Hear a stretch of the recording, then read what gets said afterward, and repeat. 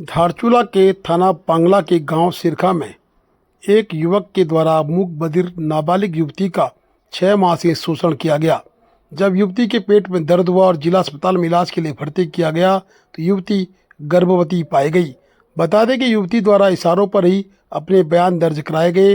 बयानों के आधार पर मूक बधिर ने युवक को पहचान लिया है और युवक के बारे में इशारे में उसने सारी कहानी बता दी।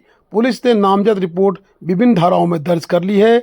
बता दें कि धारा 65(1), धारा 115(2) BNS पास्को एक्ट 5/6 में मुकदमा दर्ज हो गया है।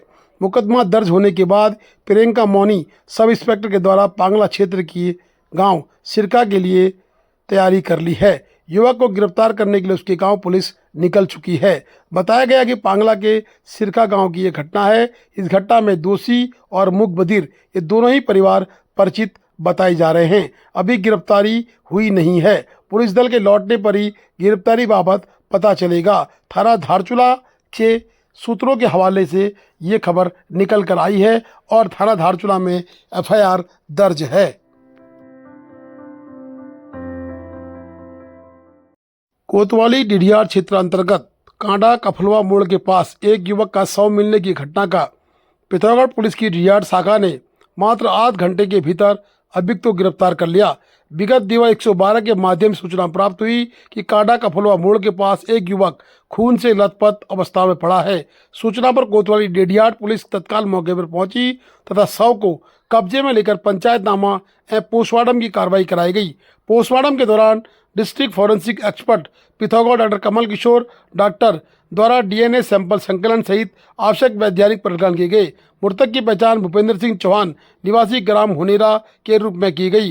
मृतक की माता द्वारा कोतवाली डिडियार में तहरीर देकर अपने पुत्र की हत्या किए जाने की आशंका व्यक्त करते हुए एक टैक्सी चालक पर संदेह जताया। तहरीर के आधार पर कोतवाली डिडियार की धारा 103(1) BNS के अंतर्गत अभियोग पंजीकृत किया गया। घटना की गंभीरता को देखते हुए तत्काल सुराग रसी की गई तो संदिग्ध सुमित सिंह धामी उम्र 25 वर्ष निवासी ग्राम कुटा तहसील डिडियार को दूनाकोट मार्ग से गिरफ्तार कर लिया गया।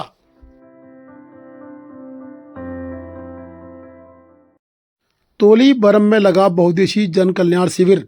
कैबिनेट मंत्री रेखा आर्या का जिलाधिकारी पिथौरागढ़ व भारतीय जनता पार्टी के लोगों ने किया स्वागत। आर्या ने सुनी समस्याएं, मौके पर हुए समाधान। जन जन की सरकार जन जन के द्वार। तोली बरम में बहुउद्देशीय शिविर में सैकड़ों ग्रामीणों को लाभ हुआ।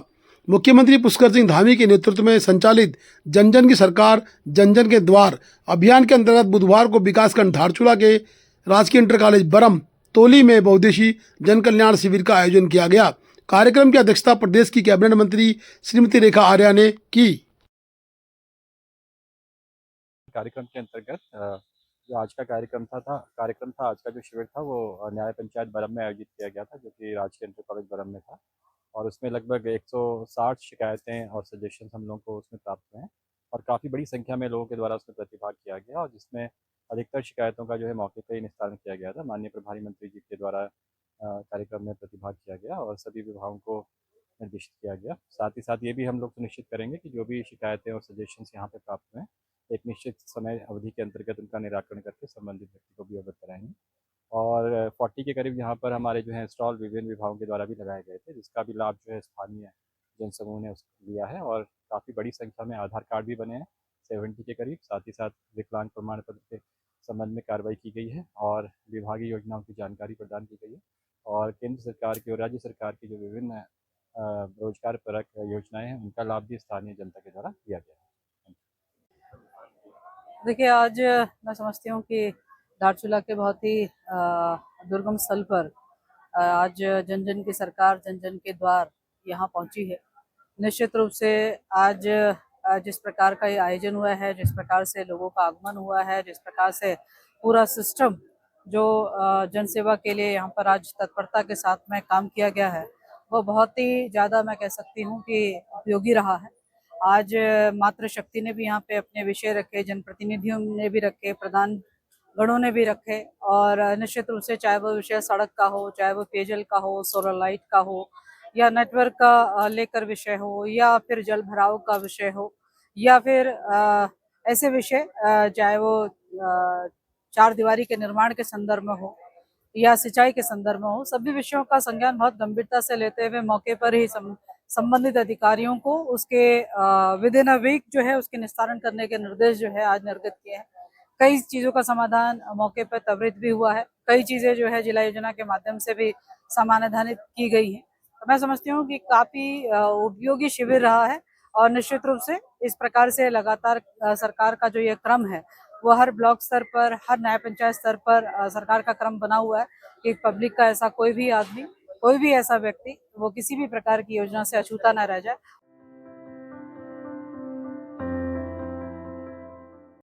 जिलाधिकारी के निर्देशों के क्रम में परिवहन विभाग की बड़ी कार्रवाई।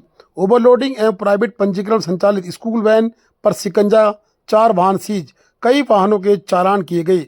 अभियान के दौरान ओवरलोडिंग, निजी पंजीकरण वाले वाहनों का अवैध रूप से स्कूल वैन के रूप में संचालन, फिटनेस परमिट, बीमा टैक्स तथा अन्य आवश्यक दस्तावेजों की गहन जांच की गई। जांच के दौरान गंभीर अनियमितताएं पाई जाने पर 4 वाहनों को तत्काल प्रभाव से सीज किया गया। प्रवर्तन ARTO श्री शिवांश कांडपाल ने बताया कि इस अभियान से पूर्व परिवहन विभाग द्वारा समस्त विद्यालय प्रबंधनों के साथ 2 चरणों में बैठक भी आयोजित कर विद्यालय परिवहन से संबंधित नियमों, सुरक्षा मानकों एवं मोटर अधिनियम के प्रावधानों की विस्तृत जानकारी भी दी गई थी। उसके बाद भी इस तरह की हरकतें होने पर स्कूल वैन को सीज किए गए हैं।